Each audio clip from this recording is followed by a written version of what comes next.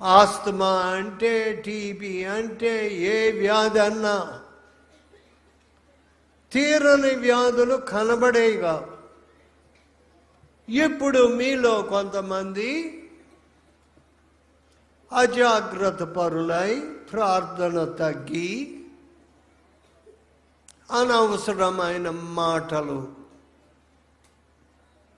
ఎక్కువై ఇప్పుడు ఆ ఆశీర్వాదములు పోగొట్టుకొనుచున్నారు. ఇది చాలా దుఃఖము ప్రియులారా.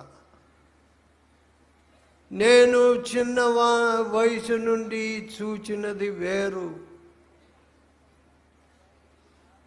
ప్రభు సన్నిధి ఉండడము, ఇలాగ వాక్యము వినుచుండగానే ప్రజలు స్వస్థత పొందడము నేను చూచినాను.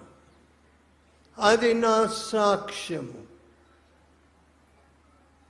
ఇది ప్రభువు చేసిన ఘనకార్యము.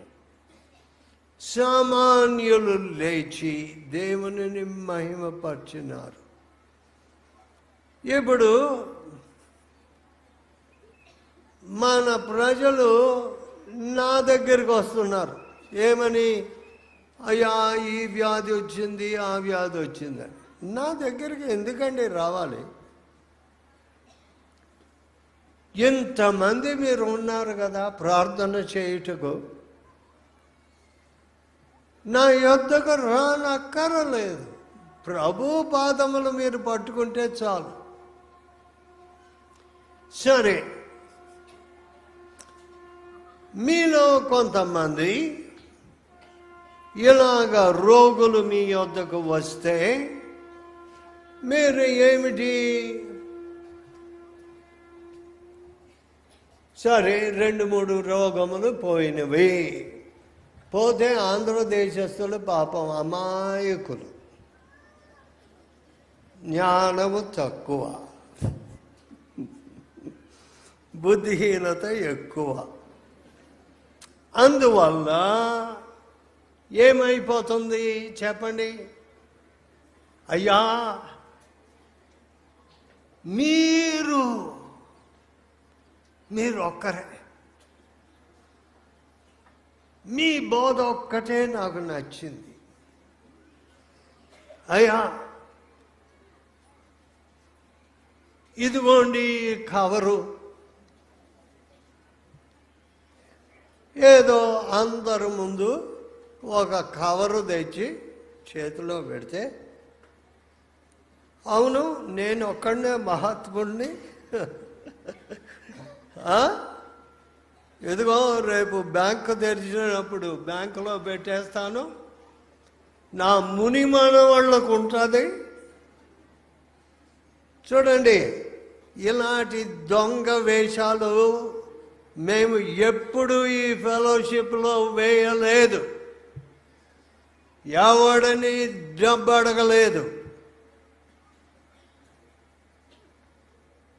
చూడండి, మీరు ఇది వ్యాపారం అనుకొని తలంచవద్దు ప్రియులారా. వ్యాపారం చేసుకొని వారు అంగడి ఏది పెట్టుకొని ఏదో మార్కెట్లో చేసుకోండి. కానీ దేవుని సేవని సంచి వేసుకొని ఇలాంటి కార్యములు ఎవడూ చేయకూడదు. ఫెలోషిప్లో డబ్బు అడుగువాడు ఫెలోషిప్కు చెందడం. అతడు ఎవరిదో దొంగ దూరాడు అన్నమాట. మాకు కావలసినది మీ ఆత్మ. మీరు ఆత్మలను గెలుచు మిషనరీలుగా మారాలి. అది మాకు కావాలి. మాకు పెద్ద జనకూటము, మాకు పెద్ద పేరు, అదంతా మాకు లెక్క లేదు. నాకు కేవలము అదంతా లెక్క లేదు. మన ప్లాట్ఫామ్ మీద క్రీస్తు ప్రభువుని చూచిన వారు ఉన్నారు. నన్ను చూసి ఏం మేలు? ఎవడికి మేలు? క్రీస్తు ప్రభు ఇక్కడ ఉండకపోతే ఏంటి ఇది? కేవలం ఏదో సంస్థ, ఏదో వింత, ఏదో మనుషుల్ని ఒకరినొకరిని చూసుకోవడానికి కూడిక.